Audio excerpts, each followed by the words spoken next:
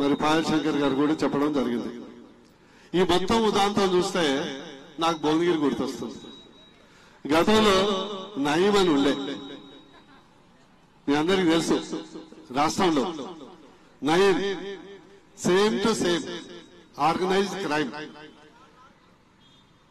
Business people ని, real estate people ని, industrial people ని పోలీస్ సహాయంతోనే తీసుకొచ్చి వాళ్ళని బంధించి వసూలు చేసేది, చిత్రహింసలు పెట్టేది, పందుల కొట్టంలో కూడా వాళ్ళని వేసేది.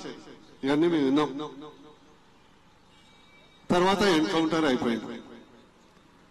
దానికి ఇప్పుడు జరుగుతున్నటువంటి ఫోన్ ట్యాపింగ్ విషయం కేవలం రాజకీయాలకే పరిమితం కాలే. సొంత పార్టీ నాయకులు, సొంత కుటుంబ సభ్యులు, మీకు చాలా మంది తెలియదు, సొంత అల్లుడి మీద కూడా ఫైల్ తయారు చేయించాడు.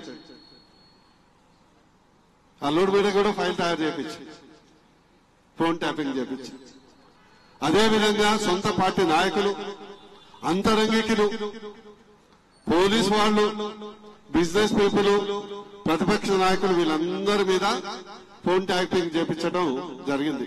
అది రాజకీయ కోణం. ఇంకోటి, ఇది నయం లాగా, ఒక రాజకీయ నయం లాగా ఫోన్ ట్యాపింగ్ చేసి బిజినెస్ ఏదైతే పారిశ్రామికవేత్తల సమస్యలు ఉన్నాయో, రియల్ ఎస్టేట్ సమస్యలు ఉన్నాయో వాళ్ళని కూడా ట్యాపింగ్ చేసి సాక్షాత్ పోలీస్ ఆఫీసర్లు వాంగ్మూలం చేయడం జరిగింది. వాళ్ళ ద్వారా ఈరోజు సెటిల్మెంట్ చేసి చిత్రహింసలు చేసి సంధ్యా శ్రీధర్ రావు అనే వ్యాపారవేత్తను ఒక క్రిమినల్ కేసులో ఇరికించి చిత్రహింసలు చేసి 13 కోట్ల రూపాయల ఎలక్ట్రల్ బాండ్స్ కట్టి కొనిచ్చినటువంటి ఘనత ఇది. ట్యాపింగ్ ఇష్యూ కేవలం రాజకీయ కోణమే లేదు, ఆర్థిక కోణం ఉంది, మాఫియా ఉన్నది. అదేవిధంగా పాపం ఓ పెళ్లి కూడా పెటాకులైంది. మీ అందరికీ తెలుసు కదా, ఈ ఫోన్ ట్యాపింగ్ ఇష్యూతోని పాపం మన సమత అక్కదేని నాగ చైతన్య పెళ్లి కూడా పెటాకులైంది. మా మెడికల్ భాషలో దాన్ని ఏమంటారంటే, ఆ జబ్బుని వయోరిజం అంటారు. అంటే వేరే వాళ్ళ బెడ్రూమ్లో పోయి తొంగి చూడటం, వేరే వాళ్ళ భార్య భర్తల్ని సంభాషణ వినటం కొందరికి ఆనందం కలిగిస్తుంది. దాన్ని వయోరిజం అని ఒక జబ్బు ఉంటుంది. మా పాత బీఆర్ఎస్ పార్టీకి ఆ వయోరిజం జబ్బు కూడా తగ్గింది. అందుకొరకు ఖచ్చితంగా రేవంత్ రెడ్డి గారు కూడా దీనికి బాధితుడే. ఈ రోజు రేవంత్ రెడ్డి గారికి ప్రతిపక్షంలో ఉన్నప్పుడు చాలా చాలా పెద్ద స్టేట్మెంట్ ఇచ్చింది. కానీ ముఖ్యమంత్రి అయినాక మీ దగ్గర పవర్ ఉంది, వేరీస్ కాళేశ్వరం కేసు పాయ్, బాహుబలి మోటార్లు పాయ్, ఫోన్ ట్యాపింగ్ ఇష్యూ గవర్నమెంట్ నీదే ఒక ఎఫ్ఐఆర్ నమోదు చేసేసి పాత్రదారులు అయితే అరెస్ట్ చేశారు, సూత్రధారుల్ని చర్యలు తీసుకోవచ్చు కదా పాయ్. ఫోన్ ట్యాపింగ్ ఇష్యూ పాయ్.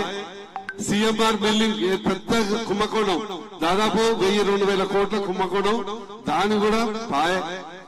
చాలా మందికి తెలియదు. సాధారణంగా రేవంత్ రెడ్డి గారు ఢిల్లీ పోయినప్పుడల్లా 2-3 ఎమ్మటి తీసుకొని పోతాడు, లెఫ్ట్ రైట్ ఎవిడెన్స్ అన్నమాట. పక్కన బట్టి విక్రమార్క లేకుంటే ఇంకో మంత్రి పోతాడు. కానీ ఈసారి మాత్రం ఒక్కడే పోయిండు, గుర్తుందా లేదా? ఒక్కడే పోయిండు, ఒక్కడే పిలిచారు. సోనియా గాంధీ దగ్గర పోయినప్పుడు సోనియా గాంధీ చాలా మంది పిలవటానికి పోయింది అనుకో, పిలవటానికి పోలే, పిలిచిండ్రు. కానీ సోనియా గాంధీ వీరికి ఒక అక్షింతలేసిండు. ఏం అక్షింత చేసిండు? మనకు రామాయణంలో లక్ష్మణ రేఖ లాగా ఆయన చుట్టూ ఒక సోనియా రేఖ గీయటం జరిగింది. ఆయన చుట్టూ ఒక సోనియా గీత. నువ్వు కేసులు గీసులకు ఆల్రెడీ మా డీలు బీఆర్ఎస్ పార్టీతో అయింది, మీరు ఎక్కడొక్క కేసులో పోవద్దు, వాడికి జోలి పోతే నీ పదవికే ముప్పు అంటే పాపం ముఖంతా మార్చుకొని రావటం జరిగింది. అందుకొరకు బీజేపీ పార్టీ ఈ రోజు తేటతెల్లమైంది. పాపం మా బిఎల్ సంతోష్ గారిని ఒక నిస్వార్థం జీవితం మొత్తం దేశానికి అంకితం చేసినటువంటి వ్యక్తిని మునుగోడు బై ఎలక్షన్ లో ఈ యొక్క కుంభకోణం ఏదైతే ఉందో, వైన్ కుంభకోణం, దాన్ని రక్షించడానికి వారి మీద కేసు పెట్టడం అనేది ఇంతకంటే దౌర్భాగ్యం ఇంకా ఉండదు. అందుకొరకే గతంలో మనం చెప్పారు, నీ కర్మ చుట్టూ నీ బిడకే చుట్టుకుంటుంది. ఈ రోజు క్లియర్ గా ఇండియన్ టెలిగ్రాఫ్ యాక్ట్ ప్రకారం సిబిఐకి సెంట్రల్ గవర్నమెంట్ కు తీసుకునే హక్కు ఉంది. రేవంత్ రెడ్డి గారికి, ముఖ్యమంత్రి గారికి బీజేపీ పార్టీలో ఇప్పటికే మా ముఖ్య అతిథి గారు లక్ష్మణ్జీ గారు డిమాండ్ చేయడం జరిగింది. బీజేపీ పార్టీ తరఫున డిమాండ్ చేయడం జరుగుతుంది. నెంబర్ 1, వెంటనే సూత్రధారులను కూడా మీరు చట్టమైనటువంటి చర్యలు తీసుకోవాలి. నెంబర్ 2, ఇది కేవలం రాష్ట్రానికి సంబంధించిందే కాదు, వివిధ రాష్ట్రాలకు సంబంధించిన అంశం కాబట్టి కేంద్రం ఉన్నటువంటి సిబిఐకి వెంటనే కేసును రిఫర్ చేయాలి.